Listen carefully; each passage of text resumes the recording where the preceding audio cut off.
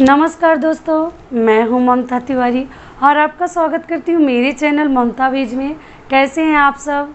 तो चलिए आज हम इस वीडियो में जानेंगे कि एकादशी व्रत जिसको हम देवउठनी एकादशी भी बोलते हैं, तो ये एकादशी व्रत हम कैसे करते हैं और इसमें एक फल जो फल खाना बिल्कुल अनिवार्य है वो कौन सा फल हमें खाना चाहिए, और इसका पारण द्वादशी का पारण भी बहुत महत्वपूर्ण है। जितना व्रत एकादशी का करना महत्वपूर्ण है, उससे ज़्यादा उसका पारण बहुत ज़्यादा महत्वपूर्ण और मायने रखता है। तो चलिए ये दोनों चीज़ हम जानेंगे। और उस दिन तुलसी माता का विवाह भी हम करते हैं। जैसा कि आपको मालूम होगा, ये कार्तिक मास के शुक्ल पक्ष के दिन हम तुलसी माता का एकादशी के दिन हम विवाह भी करते हैं और उस दिन हम व्रत भी रखते हैं।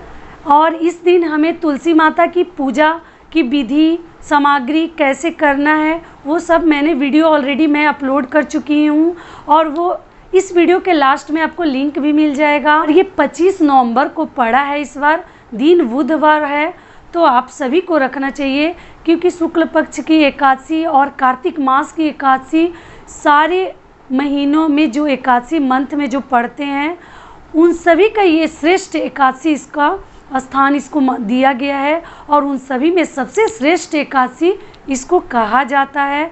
तो हम सभी को करना चाहिए। तो इस एकादशी को करने से माना जाता है कथाओं के अनुसार कि इसको करने से हमें सीधे बैकुंठ का धाम प्राप्त होता है। तो लोग अपने हित के लिए इस एकादशी को करते हैं।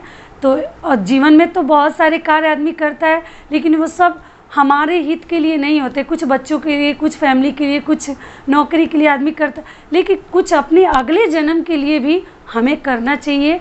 तो इस एकादशी को ऐसा माना जाता है कि ये हमारे अपने लिए होता है, तो इसको हमें करना चाहिए। सभी एकादशियों का सबसे श्रेष्ठ एकादशी का दर्जा इसको दिया गया है। और तो इसको हमें बुधवार को करना है, जिस दिन हमें तुलसी पूजा भी हम करते हैं। एकादशी के दिन तुलसी विवाह करते हैं शालिग्राम जी के साथ, विष्णु भगवान के साथ। शालिग्राम का वो रूप है विष्णु भगवान, तो उस दिन हम करते हैं। और उसका विधि विधान मैंने ऑलरेडी मैं बता चुकी हूँ।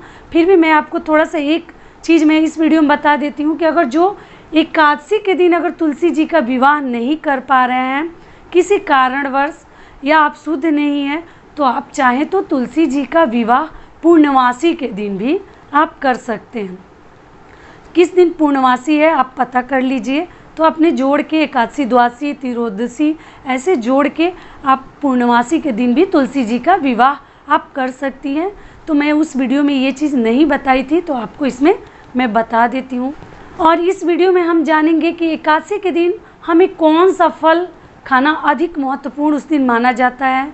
एकादशी के दिन हम कई प्रकार के फल खाते हैं और उसमें पानी वगैरह पीते हैं, फल खाते हैं, कोई समस्या नहीं है। उसको निर्जला वगैरह हमें नहीं करना है।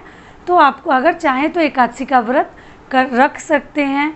और पारण कैसे करें तो ये भी चलिए जान लेते हैं। तो सबसे पहले एकादशी का दिन हमें व्रत रखना है। एकादशी के दिन नहा धोआ के पवित्र होके आप स्नान वगैरह कर लीजिए और पूजा अर्चना कर लीजिए।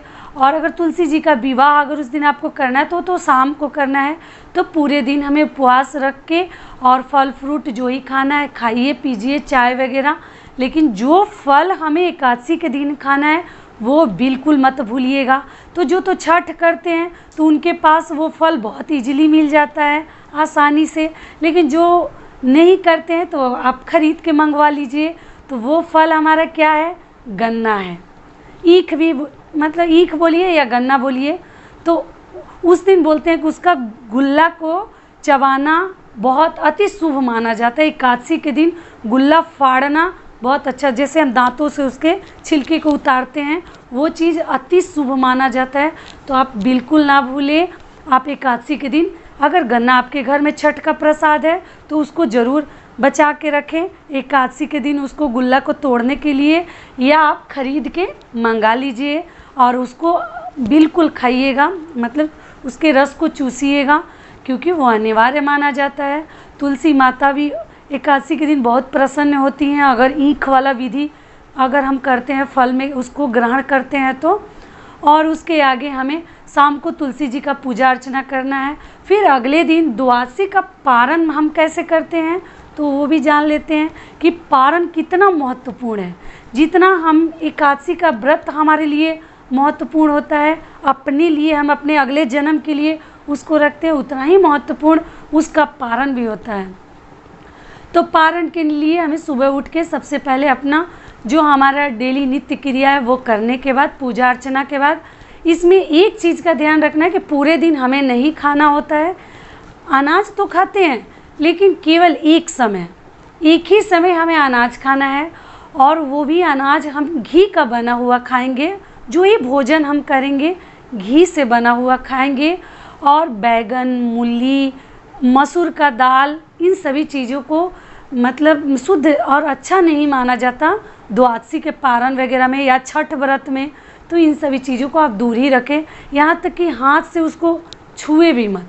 द्वादशी के दिन या एकादशी के दिन छूते भी नहीं हैं।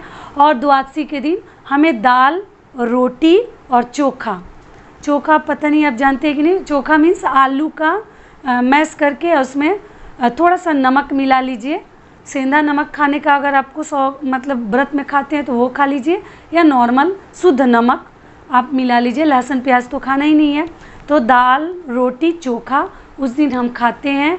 और एक टाइम ही, जब भी आपको पारण करना है, सिर्फ एक समय, उसके बाद आपको सीधे रात में हमें भोजन फिर से करना होता है। तो इसके लिए हमें जैसे दिन में आपको प्यास लगे या भूख लगे तो आप फलाहार कर सकते हैं। सात्विक भोजन तो करना ही है लेकिन एक ही समय करना है। फलाहार आप कर सकते हैं, चाय पी सकते हैं, मूंगफली को भूज के खा सकते हैं, या कोई फल साइड से आप खा सकते हैं। लेकिन बस भोजन एक ही समय करें, और रात को फिर अपना नॉर्मल भोजन आप कर सकते हैं लेकिन बिना लहसुन प्याज का। और पूरे दिन आपको एक चीज़ और ध्यान रखना है जो कि आपको भूल के नहीं करना है, सोना नहीं है। अगर आप सोएंगे तो आपका एकादशी और द्वादशी जो होता है उन सभी का फल आपका नष्ट हो जाता है। तो आपको पारण के दिन, द्वादशी के दिन बिल्कुल भूल के भी आँख में झपकी भी आपको नहीं आना चाहिए। ऐसा आप ध्यान रखिएगा।